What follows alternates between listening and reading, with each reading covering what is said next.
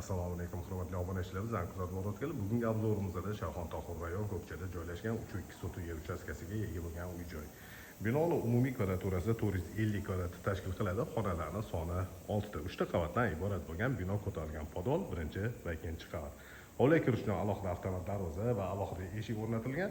Eshik orqali hovliga kirganimizda o'ng tarafimizda yozgi oshxona bo'lyapti va uni oldida hovli qismi uchun hojatxona va kichikroq joy zeleniy zona uchun ajratilgan paliflari bor. Endi uy ichiga kiramiz, xonalar planirovkasi va remontlari bilan tanishib chiqamiz. Uyga kiraverishda o'ng tarafda mana shunaqa tapcham o'rnatish uchun joylari ajratilgan va rassomlar tarafdan shunaqa chiroyli san'at asari yaratilgan. Uy ichiga kirib kelamiz. Birinchi qavatda hol, oshxona, zal, mehmonlar uchun ajratilgan yotoqxona joylashgan. Hol ko'rinishi televizorasi bor va prixoshka orqali kirganimizda prixoshka shkaflari ham yasatilgan. Domofoni bor, kameralari bor. Sifatli qilib qurilgan uylardan bittasidan video obzorini qilib beramiz. Oshxonaning ko'rinishi kuxonli garnitur chiroyli yasatilgan va patologgacha bo'lgan holatida. Katta oyna romlari hovliga qaragan. Bu joyda zal joylashgan. Zal ko'rinishi. Zalning razmeri uzunasiga 7 metr va eniga 5 metrda tashkil qiladi.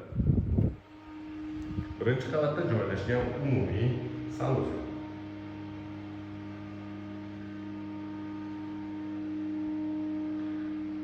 Smesitlari ko'radigan bo'lsangiz, installyatsiya qilingan.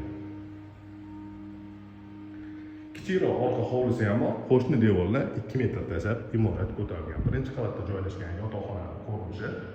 Bu xonalar razmeri uzunasiga 5 metr va eniga 4 metr tashkil qiladi. Patologlarning balandligi 3,5 metr.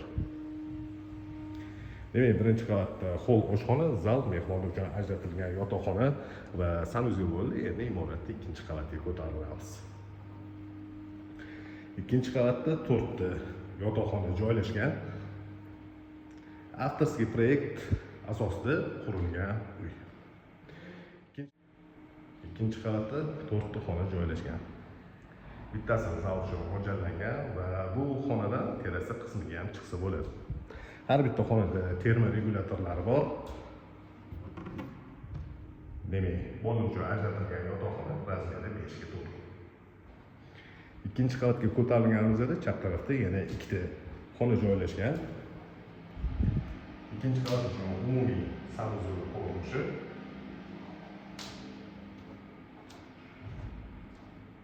Bola uchun ajratilgan yotoqxona. Bu xonaning razmeri 5 ga to'g'ri razmerda.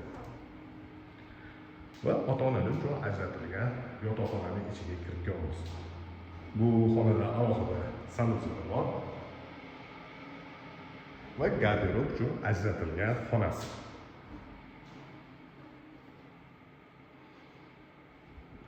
Ahamiyat qo'ygan bo'lsangiz, har bitta konsertlar o'rnatiladigan joyda mednik patologkalari chiqarib tayyor holatga keltirilgan. Imoratdagi yaxlit bitta katta xonadan iborat, damashli kinoteatr va trenajyor uchun joylari bemalol yetarli holatda. Yana bitta xona kotelni uchun ajratilgan. Dukonturli kotel, suv uchun bo'lib, qator ketgan mobil nasoslar, u joyda stabilizatorlari bor.